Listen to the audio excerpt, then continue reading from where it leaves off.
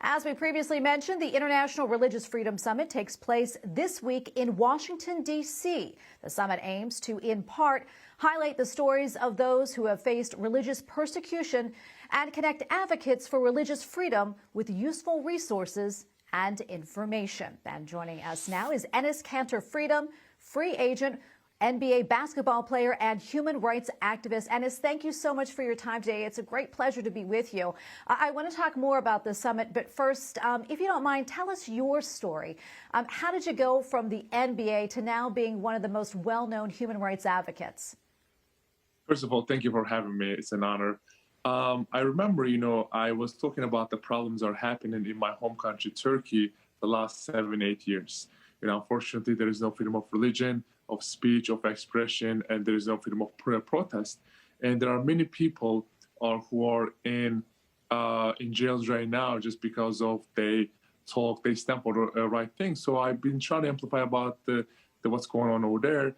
And I remember just last summer, I was doing a basketball camp. And, during my basketball camp, I was taking pictures with the kids one by one.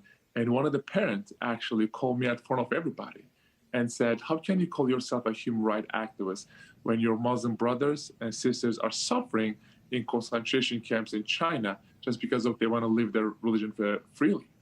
That hit me so hard. And I promised myself that day, I was like, whatever happens, I'm going to stand up for the right things, not just in my home country, Turkey, but around the world. So from that day forward, I was like, I want to try to be the voice of all those innocent people out there who don't have a voice. Yeah, and I know you often do talk about Uyghur Muslims. If you don't mind, talk to us a little bit more about that. What would you want our viewers to know about what's happening in China? Unfortunately, when you look at while we are talking right now, there's a genocide happening towards Uyghur people. There are 3 or 4 million, Uyghur ethnic group right now in concentration camps are getting tortured and raped every day. And that is only one region. When you go to Tibet, it's a cultural genocide. And then you look at what's happening with Hong Kong and what's happening with Mongolians. And then you go outside of China and you see what's happening with Taiwan right now. It's heartbreaking. So I feel like, we need to do whatever we can to stand with those innocent people. And, unfortunately, I have so many, people who are telling me those, heartbreaking stories.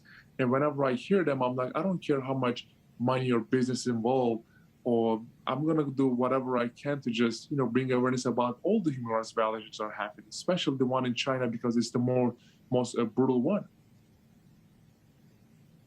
Yeah, and I want to go back now to the International Religious Freedom Summit, the reason why you're in D.C. today. Tell us a little bit more, if you don't mind, about the summit, and also you're speaking. What message do you hope to convey during your keynote address? When I hear about this summit, I get so excited. I immediately called my manager and I said, yes, I want to be there. Before everything, I want to learn. I want to educate myself, because here there are many people around the world, many activists around the world coming here and telling me about their story, and they always give me an idea about what I can do for them. And other than that, I think what I believe, what my message will be, it doesn't matter what your religion is, what your skin color is, what your background is. The most important thing in life is leave your differences on the table and trying to find what we have in common. Because we only have one world to live. So we need to make this world better together. That is going to be my message to my audience. Yeah, switching gears just maybe so slightly. I understand that you recently were at the Vatican and you met the Holy Father. Tell us more about that. Oh, it was one of the most beautiful experiences I ever had. I actually growing up following him obviously on social media, and I always wanted to be on his presence. So I am actually really good friends with some of my friends in New York, and they organized this meeting for me, and I got so excited. Cardinal Dolan, I think when I met him, he inspired me so much. It gave me so much hope for the future, and I was like, I want to meet him. So he arranged it, and I actually took a trip to Vatican, and I actually attended this big VIP session with Pope, and it was so beautiful, and it was so peaceful, and just even beyond his presence was so amazing. And I remember one of his, I guess, his student called me. He's like, "Hey, why don't you come back here so we can arrange a meeting with him one-on-one, and maybe you can do a little basketball camp for the kids here." I was like, "Oh my God, that will be my dream."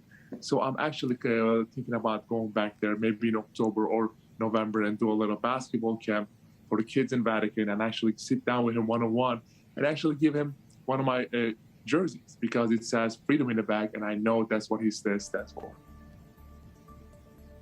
That is amazing. Well, thank you so much for sharing all of that with us. We hope you'll come back on again after you go back to the Vatican and do that basketball camp. We'd love to hear all about it. And Enes, thank you so much for what you do. We appreciate it. God bless you. Thank you guys so much. I appreciate that.